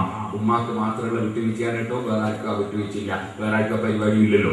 അപ്പൊ ഇരിക്കട്ടെ, അപ്പോ മുല കുടിക്കുന്ന കുട്ടിയുടെ തൊള്ളയിലെ ഛർദിക്ക് വിട്ടുവീഴ്ചയുണ്ട്, ഒരു സ്ഥലത്തെങ്കിലും വിട്ടുവീഴ്ചയുണ്ട്, കോഴിക്കാട്ടത്തിന് വിട്ടുവീഴ്ചയുണ്ട്, മനുഷ്യന്റെ കാട്ടത്തിനും മൂത്രത്തിനും വരെ വിട്ടുവീഴ്ചയുണ്ട്. എന്നാൽ കള്ളിന്റെ, റാക്കിന്റെ, ബ്രാൻഡിയുടെ, വിസ്കിയുടെ, കള്ളിന്റെ, ബാറിന്റെ, ബീറിന്റെ, നിങ്ങൾ എന്ത് പേര് പറഞ്ഞാലും ശരി, ലഹരിയാണോ? വിട്ടുവീഴ്ചയില്ലാത്ത നജസാണ്. ഈ നജസ് എങ്ങനെ മുസ്ലിമായ മനുഷ്യൻ കുടിക്കുന്നത് മനസ്സിലാക്കാൻ കഴിയുന്നില്ല. ഇനി ഞാൻ പറയട്ടെ, ആ നജസ് കുടിച്ചാലോ സഹോദര ക്യാൻസർ ഉണ്ടാകുമെന്ന് മാത്രമാണോ? ഞാൻ ചോദിക്കട്ടെ, ഇവിടെയുള്ള മുഴുവൻ സർക്കാരുകളും കള്ളുകുടി വിരോധിക്കാൻ പഠിക്കുന്നതിന്റെ കാരണം ടാക്സ് കിട്ടുന്നത് കുറഞ്ഞു പോകുന്നതാണ് അവരുടെ കാഴ്ചപ്പാട് പോൽ. ഞാൻ ചോദിക്കട്ടെ, ഈ കള്ളുകുടി കൊണ്ടുണ്ടാകുന്ന നാശത്തിന്റെ പേരിൽ സർക്കാരുകളെ ചെലവഴിക്കുന്ന കോടിക്കണക്കിന് റുപ്പികയുടെ ഒരു ചെറിയ ശതമാനം പോലും വാസ്തവത്തിൽ ടാക്സ് കിട്ടുന്നില്ല. പക്ഷേ ചിന്തിക്കാൻ ഒരു സർക്കാരും തയ്യാറില്ല. നിങ്ങൾ നോക്കൂ, റോഡ് അപകടങ്ങളിൽ ഏകദേശ റോഡ് അപകടങ്ങൾ ഉണ്ടാകുന്നത് എന്തുകൊണ്ടാണ്? ഏകദേശ ട്രെയിൻ അപകടങ്ങൾ ഉണ്ടാകുന്നത് എന്തുകൊണ്ടാണ്? ഏകദേശ പ്ലെയിൻ അപകടങ്ങൾ ഉണ്ടാകുന്നത് എന്തുകൊണ്ടാണ്? ഏകദേശ തല്ലും മുടി ഉണ്ടാകുന്നത് എന്തുകൊണ്ടാണ്? ഏകദേശ ആത്മഹത്യകൾ ഉണ്ടാകുന്നത് എന്തുകൊണ്ടാണ്? ഏറെക്കുറെയുള്ള എല്ലാ കുഴപ്പങ്ങളും ഉണ്ടാകുന്നത് എന്തിന്റെ പേരിലാണ്? ചോദിക്കട്ടെ, കള്ളും കുടിച്ച് വണ്ടി ഓടിച്ചിട്ട് എത്ര പേരാ ആക്സിഡന്റ് ആയത്? എത്ര പേരാ അപകടത്തിൽപ്പെട്ടത്? എത്ര കുടുംബമാണ് അതാ അനാഥമായത്? എത്ര സ്ത്രീകളാണ് അതാ വിധവകളായത്? എത്ര വണ്ടികളാ നശിച്ചത്? എത്ര വാഹനങ്ങളാ തകർന്നത്? എത്ര ആശുപത്രികളാ നിറഞ്ഞത്? അതേ ചോദിക്കട്ടെ, കള്ളും കുടിച്ചിട്ട് ദേവാലയത്തിൽ പോയിട്ട്, കള്ളും കുടിച്ച് മാപ്പിള മുസ്ലിം കള്ളും കുടിച്ച് ദേവാലയത്തിൽ അമ്പലത്തിൽ പോയി എന്തിന്? ചില ആളുകൾ പോകേണ്ടത് എവിടെയാണെന്നൊരു ബോധവുമില്ലാത്തവർ. മുസ്ലിമേ, നീ പോകേണ്ടത് അങ്ങന്റെ ദേവാലയത്തിലല്ല, അമ്പലത്തിലല്ല. ചില സ്ത്രീകളും ചില പുരുഷന്മാരും മലപ്പുറം ജില്ലയിൽ ഉണ്ടാവില്ല, ഞാൻ മനസ്സിലാക്കുന്നത്. കാസർഗോഡ് ഞാൻ സ്ഥലത്ത് വേദന പോയി. എന്നോട് കുറെ ആൾക്കാർ, ഉസ്താദേ ഇവിടെ കുറെ പെണ്ണുങ്ങൾ പർദ്ദ ധരിച്ചിട്ട് അമ്പലത്തിൽ പോയിട്ടുണ്ട്. സ്റ്റാൻഡിനും അവിടെ ആലി ചെയ്താത്തൊരു ചെറുത്താന്റെ പേര് ആലീന. അപ്പൊ മുസ്ലിമിന്റെ പേര് അതുകൊണ്ട് കാണാൻ പോകാൻ തീരുമാനിച്ചു. ഇന്നാലില്ലാഹി വ ഇന്നാ ഇലൈഹി റാജിഊൻ. എന്തൊക്കെ ജനങ്ങളാണ്! ഞാൻ ചോദിക്കട്ടെ, സ്ത്രീകളെ, നിങ്ങൾ അള്ളാന്റെ പള്ളിയിൽ നിസ്കരിക്കാൻ തന്നെ വില തീർന്ന് പഠിച്ച നിങ്ങൾ പിന്നെ എങ്ങനെ അമ്പലത്തിലേക്ക് പോകുന്നത്, അമ്പലത്തിലെ ഉത്സവം കാണാൻ പോകുന്നത്? പറ്റുമോ? അതുപോലെ മുസ്ലിമീങ്ങളോട് ഞാൻ ചോദിക്കട്ടെ, നീ എന്തിനാണ് അമ്പലത്തിലെ ഉത്സവം കാണാൻ പോകുന്നത്? നിനക്ക് പള്ളിയിൽ പോയാൽ പോരെ, നിനക്ക് അമ്പലത്തിൽ ഉത്സവം കാണാൻ പോകേണ്ട ആവശ്യമുണ്ടോ? അതുകൊണ്ട് അമ്പലത്തിൽ ഏതെങ്കിലും ഒരു മനുഷ്യൻ അവന്റെ ഉത്സവത്തിന് വേണ്ടി പോകുമ്പോൾ നീ വർഗീയവാദിയാകരുത്. ഒരു ഹിന്ദുവിന്റെ അമ്പലത്തിൽ പോകുന്ന നീ കല്ലെറിയരുത്, നീ ചീത്ത പറയരുത്, തെറി പറയരുത്, റോഡ് ബ്ലോക്കാക്കരുത്. അത് നിനക്ക് ആവശ്യമില്ലാത്ത പണിയാണ്, പാടില്ലാത്ത കാര്യമാണ്. നീ ഇവിടെ വർഗീയത ഉണ്ടാക്കരുത്. അതേ സമയത്ത് നിന്നോട് കൽപ്പിക്കപ്പെട്ടത് പള്ളിയിലേക്ക് പോകാനാണ്, അമ്പലത്തിൽ പോകാനല്ല. മുസ്ലിമേ, നിനക്ക് എന്ത് പ്രശ്നം വന്നാലും നിന്റെ പ്രശ്നത്തിന്റെ പരിഹാരത്തിന് നീ പോകേണ്ടത് എവിടെയാണ്? അള്ളാഹുവിലേക്കാണ് നീ പോകേണ്ടത്. അപ്പൊ നീ അള്ളാഹുവിനോട് തൗബ ചെയ്തോ, പടച്ചറബിന് മുമ്പിൽ സൽക്കർമ്മം ചെയ്തോ, ഖുർആൻ ഓതിക്കോ, പ്രാർത്ഥിച്ചോ, സലാത്ത് ചൊല്ലിക്കോ, നീ മഹാന്മാരെ സമീപിച്ചോ, ഔലിയാക്കളെ മഖ്ബറ സിയാറത്ത് ചെയ്തോ, പണ്ഡിതന്മാരോട് അതാ നീ പ്രാർത്ഥിക്കാൻ പറഞ്ഞോ, തങ്ങന്മാരോട് ദുആ ചെയ്യാൻ പറഞ്ഞോ. ഇനി ആരെങ്കിലും നിനക്ക് വല്ല ദിക്റും വേണ്ടി തന്നാ നീ വാങ്ങി കെട്ടിക്കോ, അല്ലെങ്കിൽ നിനക്ക് ദിക്ർ പറഞ്ഞു തന്നാ നീ ചൊല്ലിക്കോ, അല്ലെങ്കിൽ നിനക്ക് സലാത്ത് പറഞ്ഞു തന്നാ നീ പതിവാക്കിക്കോ, ഖുർആൻ ഓതാൻ പറഞ്ഞാ നീ ചെയ്തോ. പക്ഷെ പറയുന്നവൻ നല്ലവനായിരിക്കണം, അത് നിന്റെ ഓർമ്മയിൽ വേണം.